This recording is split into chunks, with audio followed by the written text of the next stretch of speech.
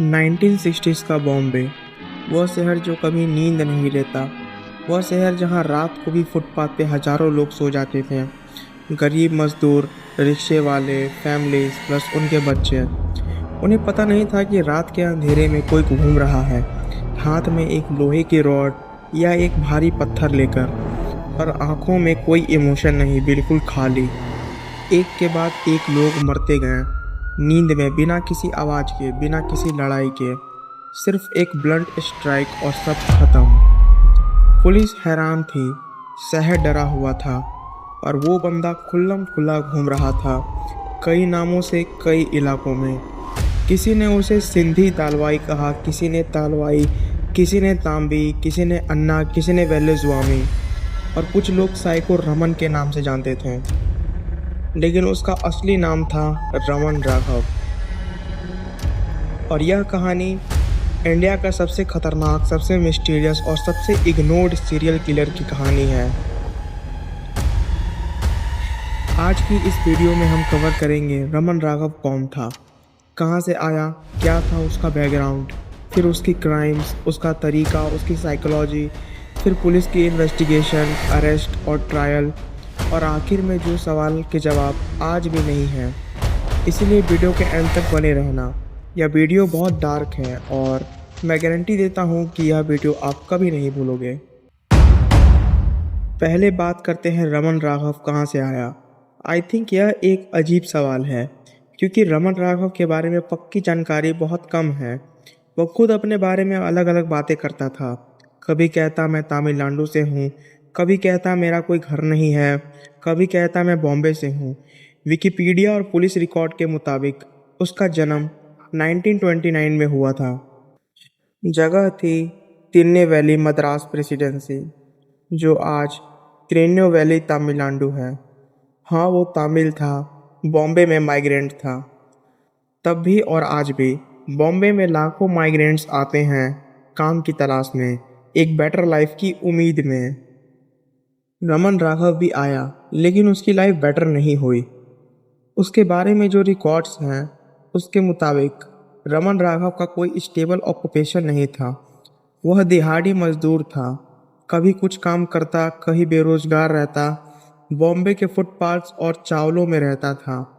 उसी गरीब अनसीन दुनिया का हिस्सा जहां पुलिस भी कम जाती थी, जहां लोग एक दूसरे को नहीं जानते थे, जहां एक आदमी आसानी से इनविजिबल हो सकता था, और यही उसके सबसे बड़ी स्ट्रेंथ बन गई। रमन राघव की एक छोटी बहन भी थी और शायद एक पत्नी भी थी। कुछ सोर्सेज कहते हैं कि उसके फैमिली के साथ उसके रिलेशन बहुत कॉम्प्लिकेटेड थे। वह घरों से दूर रहता था, सिर्फ अकेला। अब आते हैं उस पार्ट पे जो सबसे ज़्यादा इम्पॉर्टेंट है, रमन राघव की मेंटल कंडीशन। लेकिन वो हम बाद में डिटेल में कवर करेंगे, जब उसकी साइकोलॉजी इवैल्यूएशन की बात करेंगे। अभी के लिए बस इतना जान लो कि यह एक अकेला, गुमशुदा, ब्रोकन इंसान था, जिसे कोई नहीं जानता था और जो किसी को नहीं जानता था। वो भी बॉम्बे की रात में एक और फेस था, बिना नाम का। 1965 बॉम्बे की एक रात, एक आदमी फुटपाथ पे सो रहा था, वर्ली के पास, नींद में कंप्लीटली अनअवेयर, और तभी एक हैवी आयरन रॉड सर पे। वह इंसान बार बार मारा गया जब तक हिलना बंद नहीं हो गया। अगले दिन पुलिस आई, स्कैन देखा, केस रजिस्टर हुआ, किसी को कुछ समझ नहीं आया। यह शायद पहला केस था, शायद नहीं भी, क्योंकि रमन राघव ने कभी ऑफिशियली नहीं बताया कि उसने कब शुरू किया। लेकिन जो पक्का है, 1965 से 1968 के बीच बॉम्बे में एक के बाद एक मर्डर्स होते रहे, और सारे एक ही पैटर्न में। सीधा पैटर्न, टारगेट कौन था? रमन राघव ने किसी अमीर को नहीं मारा, किसी नेता को नहीं, किसी बिजनेसमैन को नहीं। उसने मारा फुटपाथ पे सोने वाले लोगों को, मजदूर, बेघर, डेली वेज वर्कर्स, वो लोग जो रात को खुले आसमान के नीचे सो जाते थे, क्योंकि उनके पास घर नहीं था, या घर इतना छोटा था कि बाहर सोना पड़ता था। यह था उसका टारगेट, एक स्पेसिफिक डेमोग्राफिक, एक स्पेसिफिक वल्नरेबिलिटी। वेपन क्या था? राघव का मेन वेपन था अकाडा, एक ऑक्टेजनल आयरन रॉड एक तरफ से मोटा, दूसरी तरफ से टैपर होता था। इसका सरकमफ्रेंसेस काफ़ी बड़ा था। इससे एक स्ट्राइक में स्कल क्रश हो जाता था। यह अखाड़ा उसने एक कंस्ट्रक्शन साइट से लिया था। एक दूसरा वेपन था मोटर ट्रक का ब्रोकन एक्सल, जिसे उसने खुद मॉडिफाई किया था बेटर ग्रिप के लिए। कोई गन नहीं, कोई कैनफ नहीं, सिर्फ एक अखाड़ा और एक रूथलेस स्ट्राइक। बीबीसी न्यूज़ के मुताबिक victims were struck multiple times with a hard and blunt instrument while they slept. मतलब यह कोई ड्रामेटिक सिनेमैटिक किल नहीं था, यह कोल्ड, कैलकुलेटेड और रूथलेस था। नींद में मारो, कोई आवाज़ नहीं, कोई विटनेस नहीं, चले जाओ। टाइमिंग क्या थी? हमेशा रात को, डीप नाइट, जब शहर सो जाता था, जब स्ट्रीट खाली हो जाती थी, जब विक्टिम्स मोस्ट वनरेबल होते थे। वह रात का इंसान था। दिन में कहीं भी घूमता नॉर्मल लगता, कोई नोटिस नहीं करता। रात में डायरेक्टली। एरिया कौन से थे? बॉम्बे के मल्टीपल्स एरिया कवर किया उसने। मलाड, ओसीवारा, गुड़गांव, केंदीवली, बोरीवली, दहिसार, बॉम्बे अहमदाबाद हाईवे के दोनों तरफ। वह एक जगह नहीं रुकता था, वह मूव करता रहता था। एक इलाका ख़त्म, दूसरा शुरू। इसलिए पुलिस का उसका पैटर्न पकड़ने में बहुत टाइम लगा। अलग अलग पुलिस स्टेशन, अलग अलग जुरिस्डिक्शन, एक सेंट्रलाइज पिक्चर किसी के पास नहीं थी। अब मैं आपको कुछ स्पेसिफिक केसेस के बारे में बताता हूँ। एक इंसिडेंट था महिम एरिया। एक फैमिली फुटपाथ पे सो रही थी, माँ, बाप और उसका बच्चा। रमन राघव आया, पहले बाप को बुरी तरफ मारा, फिर उसकी माँ को मारा, फिर जब ज़ोर ज़ोर से बच्चा रोने लगा तब वो वहाँ से चला गया। टोटल 41 कंफर्म विक्टिम्स को मारा था उसने, विकिपीडिया के मुताबिक। लेकिन पुलिस रिकॉर्ड्स और कुछ रिसर्चर्स का मानना है कि एक्चुअल नंबर इससे काफ़ी ज़्यादा था, क्योंकि उस ज़माने में हर मर्डर्स प्रॉपरली रजिस्टर नहीं होता था, स्पेशली जब विक्टिम्स एक नेमलेस फुटपाथ ट्रेवलर हो। सोचिए 41 से ज़्यादा लोग, एक ही इंसान ने 3 सालों में। इंडिया के क्राइम हिस्ट्री में यह अनप्रेडिक्टेड था। कोई एक आदमी इतने सारे विक्टिम्स इतने सारे सालों तक और कोई पकड़ नहीं पाया। 1966 से लेकर 1967 तक मर्डर्स बढ़ते जा रहे थे। बॉम्बे के न्यूज़पेपर हर हफ्ते एक नई हेडलाइन। लोग डरने लगे। जो लोग फुटपाथ पर सोते थे वो भी डरने लगे। लेकिन उनके पास ऑप्शन क्या था? घर कहाँ था उनके पास? पुलिस की पोजीशन क्या थी? बॉम्बे पुलिस के पास एक बड़ा प्रॉब्लम था, कोई आई विटनेस नहीं था। विक्टिम्स सो रहे थे, जो सरवाइव करते वो ज़्यादातर इतने बैडली इंजर्ड होते कि कुछ डिस्क्राइब नहीं कर पाते। जो स्टेन थे वो कंटेमिनेटेड हो जाते थे। फोरेंसिस आज जैसी नहीं थी। No CCTV, no DNA testing, no profiling unit, सिर्फ डाइड बॉडी और खामोशी। एक वक्त ऐसा आया जब बॉम्बे पुलिस ने 2000 से ज़्यादा पुलिसमैन स्ट्रीट पे डिप्लॉय किए। मोर देन 2000 पुलिसमैन एक शहर में एक किलर के लिए। बीबीसी के मुताबिक more than 2000 policeman petrol the street of Bombay. फिर भी वो रुका नहीं, वो घूमता रहा, मारता रहा, क्योंकि वह उनके बीच था। एक अनएज्यूमिंग मैन, प्लेन लुकिंग आदमी जिसे कोई नोटिस नहीं करता था। एक इंटरेस्टिंग बात, रमन राघव कई नामों से जाना जाता था।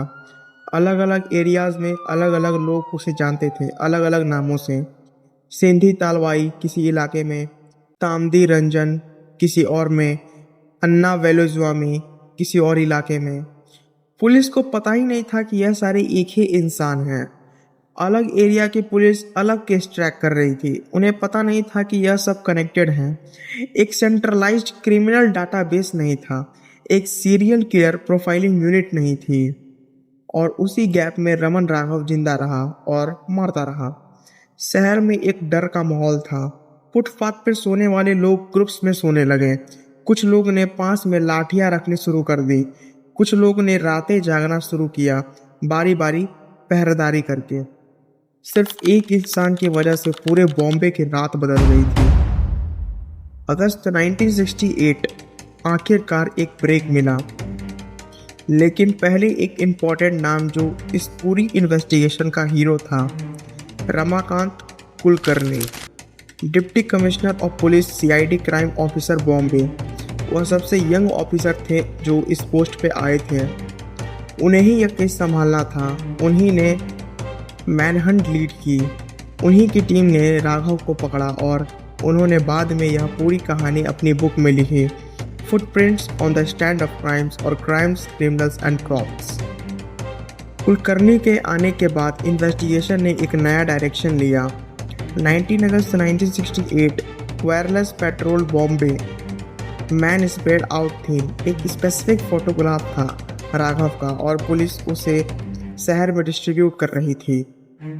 24 अगस्त 1968 पोइजार एरिया वेस्टर्न सबर्ब्स में एक वेमेन ने कंफर्म किया उसने राघव को देखा। वह खाकी पैंट, ब्लू शर्ट और ब्राउन कैनवास शूज पहने था। एक गीला अम्ब्रेला उसके हाथ में था। 27 अगस्त 1968 भिंडी बाजार south Bombay sub inspector Alex फिलहाल हो फुटपाथ पर पेट्रोल कर रहे थे। उन्हें एक आदमी मिला एमलेसली घूमता हुआ बिना किसी पर्पस के। और एक चीज़ ऑड थी, वह एक गीला अम्ब्रेला लिए चल रहा था। लेकिन भिंडी बाजार में उस दिन बारिश नहीं हुई थी। बारिश मलाद में हुई थी जहां वो रात को था। फिलाहों ने उसे रोका, फिंगरप्रिंट्स मैच किए, पकड़ लिया। पुलिस उसे स्टेशन लाई। स्टेशन पे हुआ कुछ अनएक्सपेक्टेड। राघव बिल्कुल काम था, कोई घबराहट नहीं, कोई भागने की कोशिश नहीं। डीसीपी कुलकर्णी के बुक के मुताबिक इंट्रोगेशन में वह एक स्टडीड साइलेंस मेंटेन कर रहा था। कई घंटे कुछ नहीं बोला। फिर एक ऑफिसर ने कैजुअली पूछा, कुछ चाहिए तुम्हें? उसने बिना एक सेकंड सोचे बोला, मुर्गी। चिकन मंगाई गई। उसने 2 प्लेट खाया, फिर एक और प्लेट मांगी। फिर उसने कोकोनट ऑयल, एक कंघी और एक आईना मांगा। जब यह मिला उसने पूरे बॉडी पे कोकोनट ऑयल मसाज किया, बाल सजवाए और देर तक अपना चेहरा आईने में घूरता रहा। फिर एक ऑफिसर ने कहा, अब हमें मर्डर्स के बारे में बताओ। वह मुस्कुराया और बोला, मारदार? अच्छा, एक वकील लाओ, आर्मर्ड गार्ड, 2 विटनेसेस, कानून की ज़रूरत है। मैं तुम्हें वो आयरन अखाड़ा दिखाऊंगा जो मैं यूज़ करता था और वो सारी चीज़ें जो मैं आरए कॉलोनी की झाड़ियों में छुपाई है। वह खुद पुलिस को अपना वेपन दिखाने ले गया। किसी ने फोर्स नहीं किया, कोई प्रेशर नहीं था। पुलिस उसे आरए कॉलोनी ले गई। झाड़ियों में से निकाला अखाड़ा, वह ऑक्टेजनल आयरन रॉड, साथ में कैनिब्स, स्क्रू ड्राइवर, एक आयरन जिमी और एक कलर्ड नैपकिन। उसने ओपनली कॉन्फेस किया उसने 41 लोगों को मारा, man, women, childrens, even infants को भी। और जब माइग्रेट ने पूछा क्यों कॉन्फेस किया, बोला गॉड डायरेक्टिव था। यह था रमन राघव का अरेस्ट। कोई ड्रामेटिक चेज नहीं, कोई मंथ लॉन्ग अंडरकवर ऑपरेशन नहीं। एक आदमी एमलेसली घूम रहा था, एक ऑब्जर्वेंट पुलिस ऑफिसर ने पकड़ लिया और फिर उसने खुद सब कुछ बता दिया जैसे वह वेट कर रहा था। ट्रायल शुरू हुआ 1968 और यहाँ पे यह केस एक अलग ही डायमेंशन में चला गया, क्योंकि एक सवाल था, इस इंसान को लीगली काबिल माना जाए अपने ट्रायल के लिए? उसकी मेंटल कंडीशन क्लियरली नॉर्मल नहीं थी और कोर्ट को डिसाइड करना था क्या यह इंसान जानता था कि वो क्या कर रहा था, क्या उसे राइट और रॉन्ग पता था। डॉक्टर आनंद पाटकर, एक साइकेट्रिस्ट, ने रमन राघव की इवैल्यूएशन की 80 मिनट्स तक आर्थर रोड प्रिजन में 15 अगस्त 1969 को। डॉक्टर पाटकर ने अपने इवैल्यूएशन में लिखा, Raman Raghav chronic paranoid schizophrenia से सफ़र कर रहा था। वह एक ऐसी दुनिया में जीता था जहां उसके अपने डिल्यूजन्स रियल थे। स्पेशल मेडिकल बोर्ड 3 साइकेट्रिस्ट ने भी कंफर्म किया कि रमन राघव मेंटली इल था। बोर्ड ने 5 बार 2-2 घंटे राघव से बात की। राघव के डिल्यूजन्स क्या थे? सुनिए। वह मानता था कि दो अलग दुनिया हैं, कानून की दुनिया और यह दुनिया। वह मानता था कि गवर्नमेंट उसे बॉम्बे लाइक क्राइम करने के लिए। वह मानता था कि तीन गवर्नमेंट्स हैं, अकबर गवर्नमेंट, ब्रिटिश और कांग्रेस, जो उसे सता रही है। और सबसे स्ट्रेंज, वह बार बार कहता था, मैं 101% मर्द हूँ।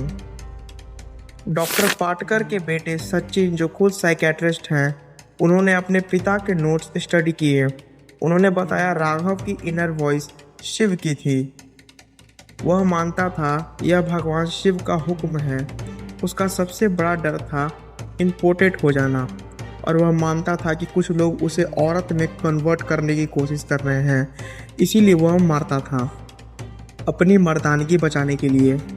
डिफेंस काउंसिल ने क्या आर्गुमेंट दिया? उन्होंने कहा राघव लीगली इंसेन था, पागल था। वह राइट और रॉन्ग में फ़र्क नहीं कर सकता था, इसीलिए उसे क्रिमिनली रिस्पॉन्सिबल नहीं मानना चाहिए। प्रोसिक्यूशन ने क्या कहा? प्रोसिक्यूशन ने आर्गू किया राघव जानता था कि वो क्या कर रहा था। वह रात को आता था प्लानिंग के साथ, वो वेपन लेकर आता था, वो विक्टिम्स चूज करता था, वो अवेयर था, सिर्फ डिस्टर्ब था, पैरानॉइड था लेकिन अवेयर था। जज ने प्रोसिक्यूशन के साथ एग्री किया। Verdict death sentence. 13 अगस्त 1969 रमन राघव को मौत की सजा सुनाई गई। एडिशनल सेशंस जज ने कहा यह क्राइम अनपैरेलल्ड, अनसरप्रेस्ड एंड ब्रुटैलिटी था। राघव ने अपील नहीं की, लेकिन हाई कोर्ट को डेथ सेंटेंस कंफर्म करनी होती है।